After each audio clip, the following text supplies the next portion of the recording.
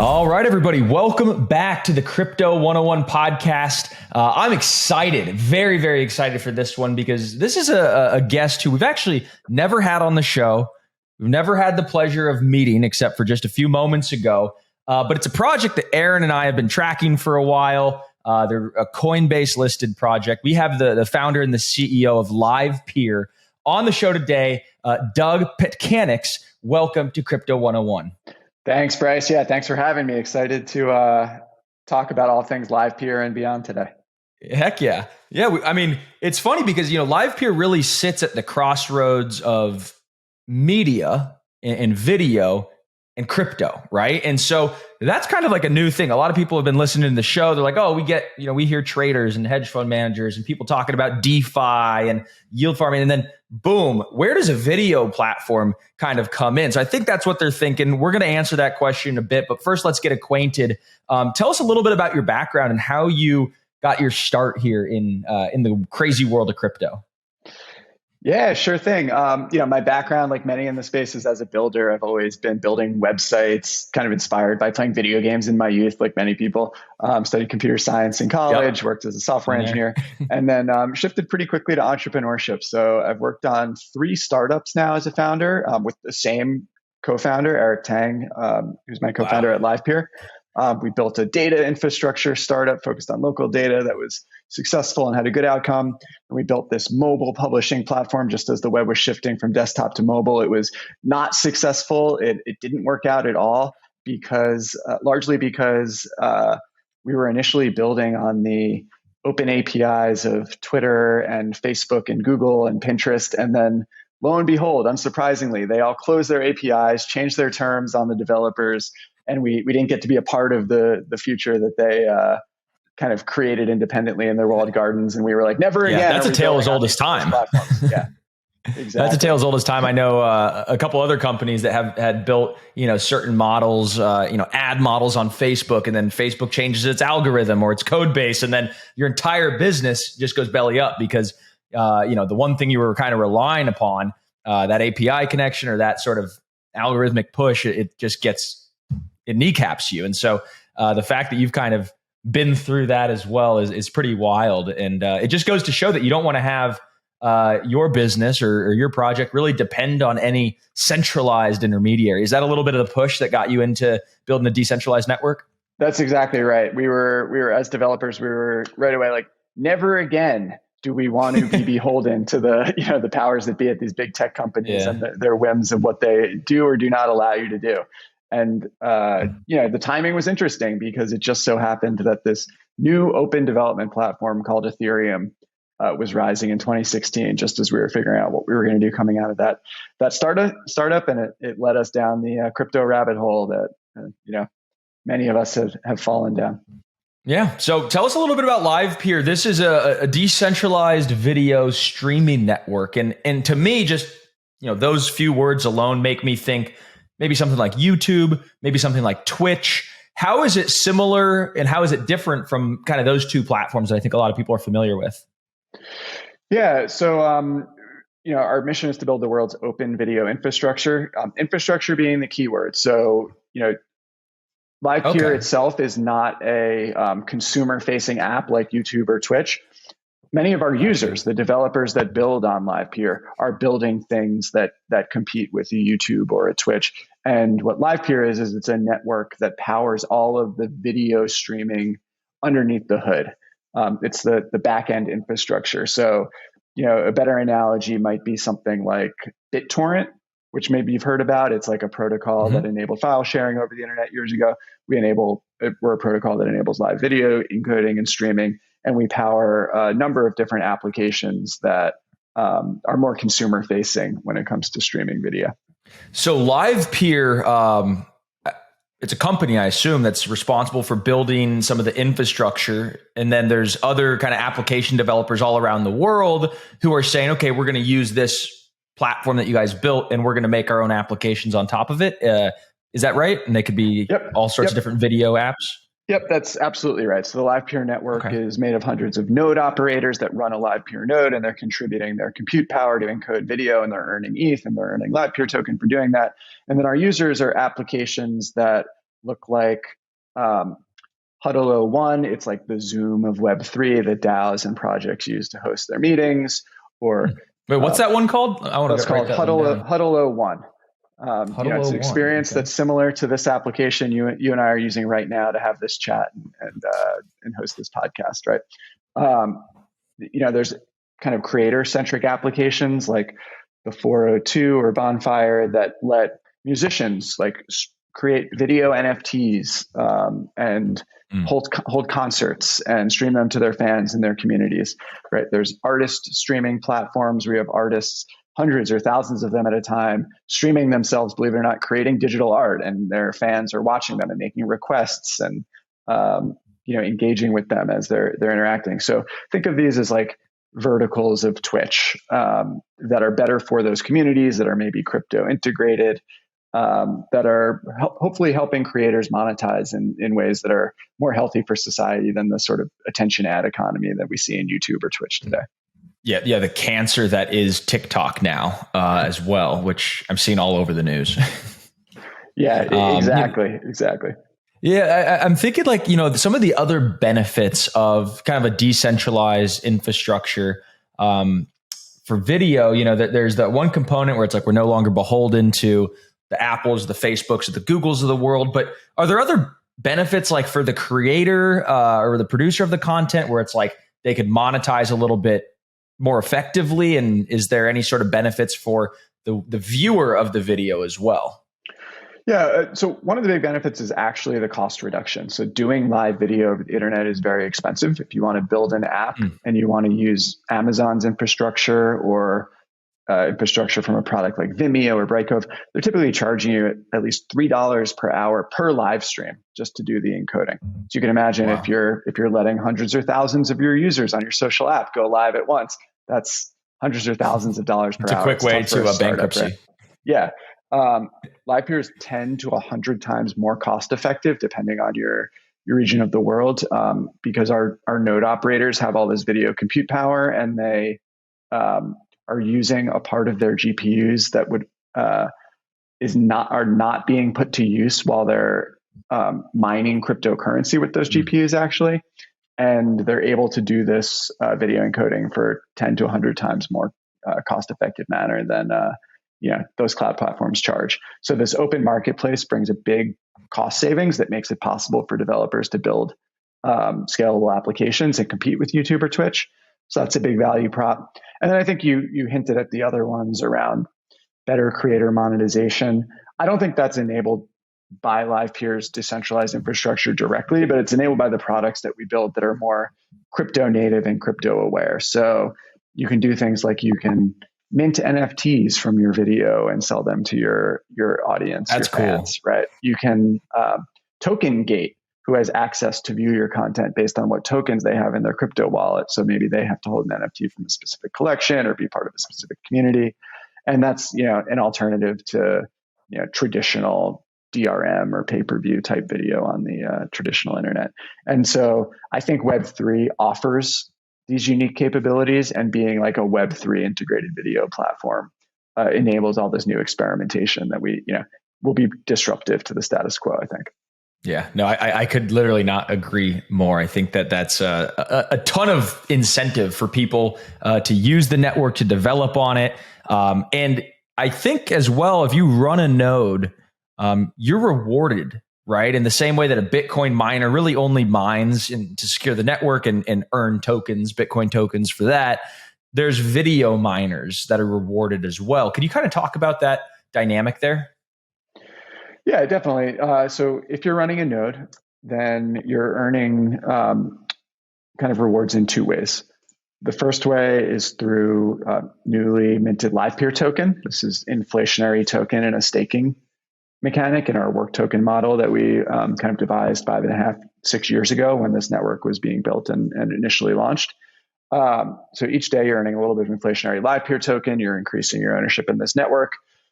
You're also earning the fees that the users, the developers, are paying to use the Live Peer network infrastructure. And those fees are paid in ETH.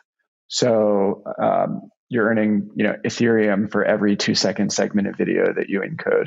And that adds Wow. up over time as well. So you have these kind of two revenue streams that are coming in. And so, people at home, listeners, people in the audience are listening to this, and they might think, hey, I've got some spare compute. I've got a couple GPU rigs at home that I'm not using or whatever. Could they unlock that as an asset and start to monetize that asset by contributing compute to the Live Peer network? Or is it something that, you have to be on a whitelisted sort of network and you have to go through all these hoops, or could anybody kind of spin something up? No, that's right. Anyone can spin something up. Anyone can join one of the pools that are operated by, our node operators are called orchestrators. Many of them operate pools so that even if you don't know anything about this, you can just run the software, connect your GPU into their pool, and start earning a share of the rewards for video encoding. There's certainly nothing permissioned. There's no allow lists or anything.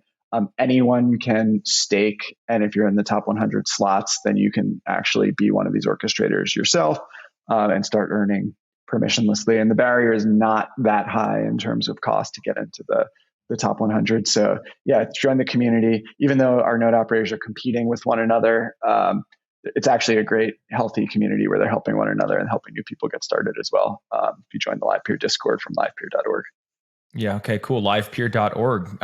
Have you seen like any fluctuation in your guys' kind of usage metrics throughout the bear market? Like, during a bull market, everybody's super excited and they're maybe using the platform a lot, and when it's a bear market, they're not. Or do you see like kind of nothing in those sort of correlations? That's one of the good things about being an actual crypto-centric project that's not serving the crypto industry directly. We're serving the $70 billion and growing video streaming industry. The demand for video over the internet has only grown tremendously, especially with the onset of kind of the pandemic and social distancing and work from home and entertainment over streaming and everything. And so we've continued to see the live peer network usage increase. I think last quarter we did over 36 million unique minutes of video encoding. Wow. I think we did 14 million minutes last month, which was our highest month of all time as well. So usage has grown in terms of minutes streamed.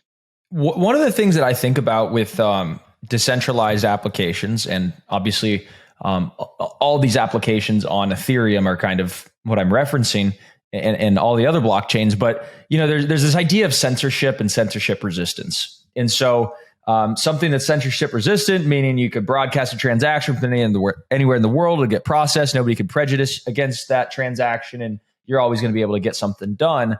But then OFAC came out and they banned, Tornado Cash. And so everybody who's running an Ethereum miner has to only process OFAC compliant nodes. And now it's like everybody has this censorship sort of thing built into Ethereum. What's your take on like managing this video environment without really creating this overwhelming censorship that a lot of people really hated about, Twitter or YouTube and all these things where it's like, well, if you say something that we don't like, we're going to take you off? Or how do you think about all this shit? Yeah. I mean, that's a great question, because a lot of people come to this space thinking automatically, hey, censorship is bad, right? And we need to get rid of censorship, right? But, I actually have the stance that if you were to try and imagine what the homepage of a censorship resistant YouTube would look like, or even worse with live video, what, any video feed that you stumbled upon would look like. It wouldn't be a good censorship resistant. It wouldn't be it wouldn't be a lighter place than like the darkness that would be created by the existence of that site, right? So I believe in open source software. I believe in open independent infrastructures, but I also think that depending on where you're operating in the stack, you have your own kind of decision points about how to act in terms of censorship. So I don't think any node operator is obligated to encode and distribute video that they could detect was breaking a law in their jurisdiction and that they disagreed with or was harmful to society, right? And I certainly think that the higher you get up the stack, you have more and more responsibility. So applications have responsibilities to have policies that work for their communities about the type of content that they're distributing, and then further up beyond that, points of distribution have even higher level of responsibility. And so I think that these open networks allow people to build what they want. They allow communities to form and congregate around what they care about that are representative of their values and within their laws. But I don't think that these, and I think as builders, we need to make sure that we, give the appropriate tools to the different actors in the ecosystem so they can make their own decisions and preserve their own values. But I don't think that we should all just be building for complete censorship resistance of media, because I think moderation and controls have a pretty important role in the health of society as well. Yeah, I think it's always a give and take, if you will. But there's also another, kind of component to the whole equation that isn't really present in Web 2, right? Web 3, all these applications have token holders that kind of sit at the crux of these applications and these networks. So can you talk a little bit about, what staking accomplishes on the live peer network and what it means to hold a token? Can people vote on what they think should be censored? Can people vote on, who they want to bring onto the platform, or what's going on with the token holders? Yeah, so the having a token and staking it on the network is one of the easiest ways to get involved in live peer. And when you do that, you get a share of the rewards that are earned by the node operator you stake towards. It's a delegated model.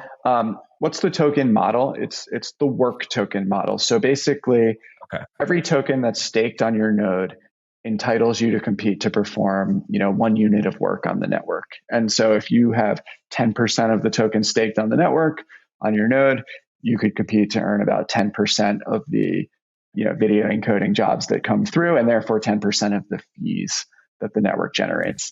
And so if the network generates more and more fees, then that 10% of fees is more and more attractive to you. It's a bigger piece of the pie, right? And so as a token holder, you can stake towards any of these nodes. What are you doing? You're putting more stake on them. You're routing more work towards that node. They'll only actually earn those fees if they can perform it well, if they have enough capacity, enough bandwidth, enough encoding power to encode that video. And so if they are not performing well enough, you're under optimized. You're staking towards them, but you're not earning as many fees as you could. And you'd be better off moving your stake towards a node that can keep up with the amount of work that they're winning. And the game theory of this, the net result of this, is that if everyone acts in their own self-interest, you'll have stake distributed in proportion to how much work people can do in different regions around the world. And by the way, why does this even matter besides just routing work towards the right nodes?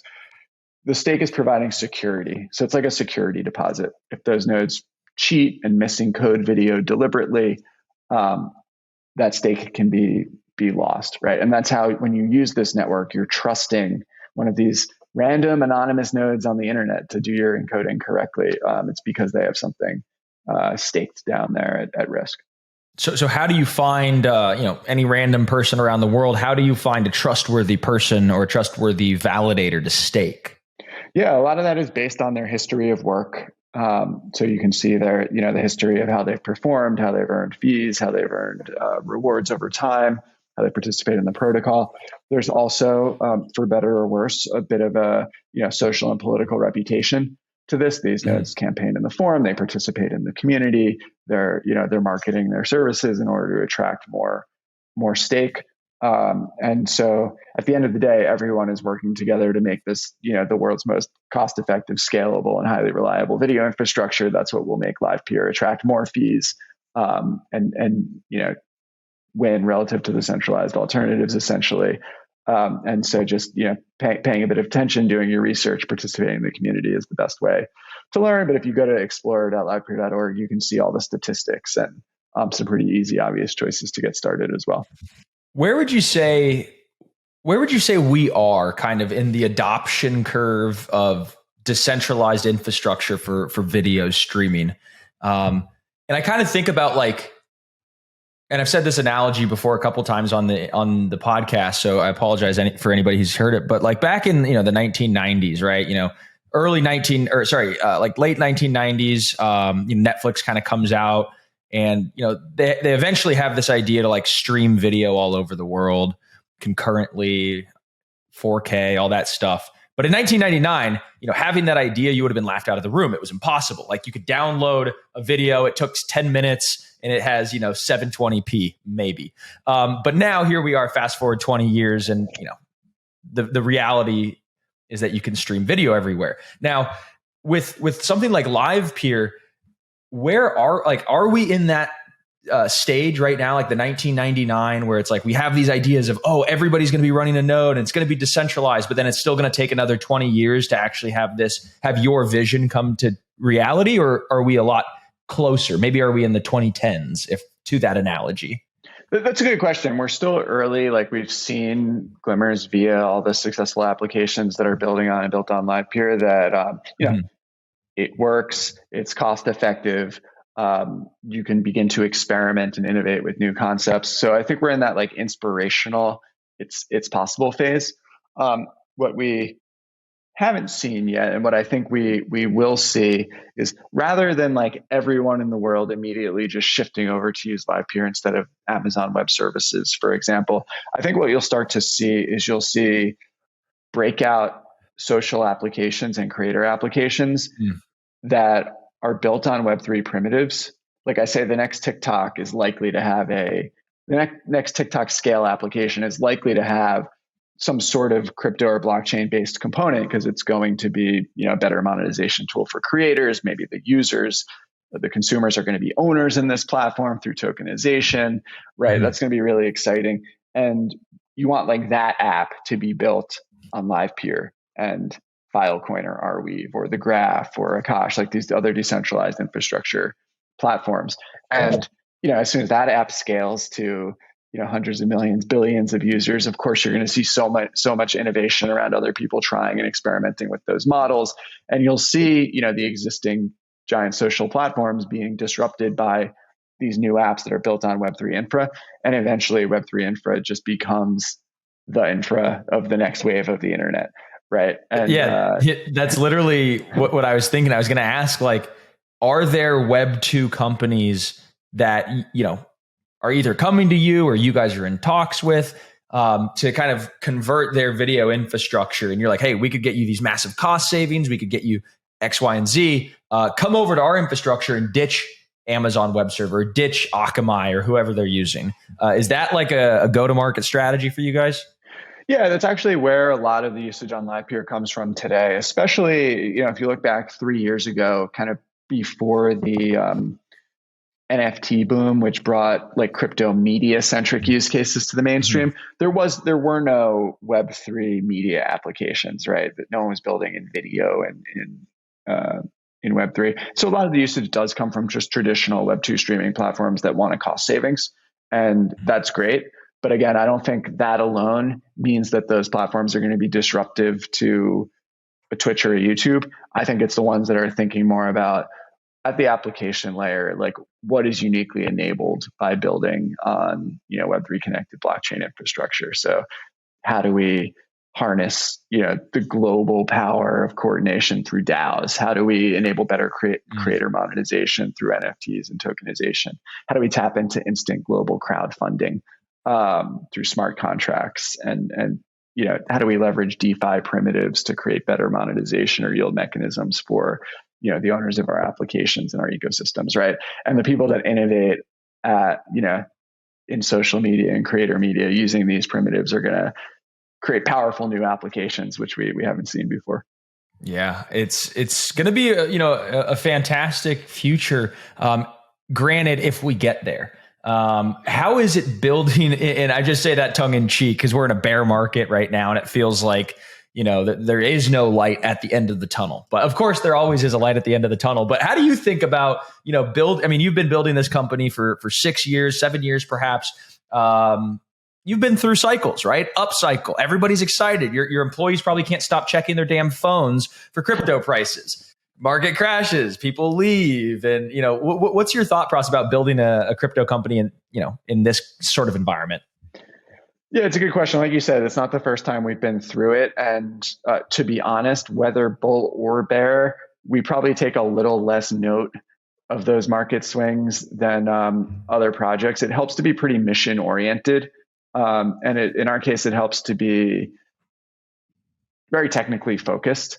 Right. And so when you're always building, when you know what your mission is, you know what the long-term potential is, you're less reactive to just like the trend of the day during the highs. Right. So we probably missed opportunity because we didn't, pivot the company into being a DeFi yield farming machine during DeFi Right, summer. right. Left a lot of Right. money on the table there, Doug.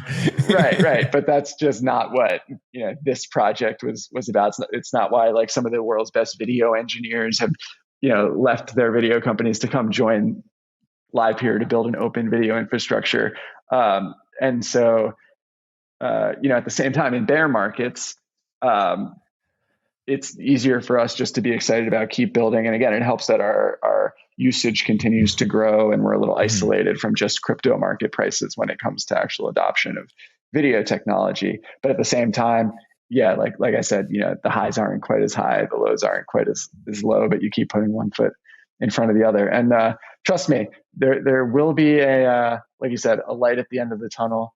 I think it's interesting to think about what that may be. I've seen every single news cycle be catalyzed by some sort of, I guess I'll call it like a regulatory arbitrage on top of the latest kind of restrictions to innovation, right? So like the first cycle was I shouldn't say the first, but one of the first since we've been building was kind of catalyzed by the rise of like ICOs and global crowdfunding, right? And then once there was some sanity around harnessing that excitement, because it led to a lot of kind of scams and bad outcomes and stuff, all of a sudden there was like innovation on DeFi and like yield generation as a mechanism to kind of create engagement and to bootstrap liquidity, right? And then all of a sudden there was this notion of, oh, well, you can't sell tokens to harness something, but you can sell like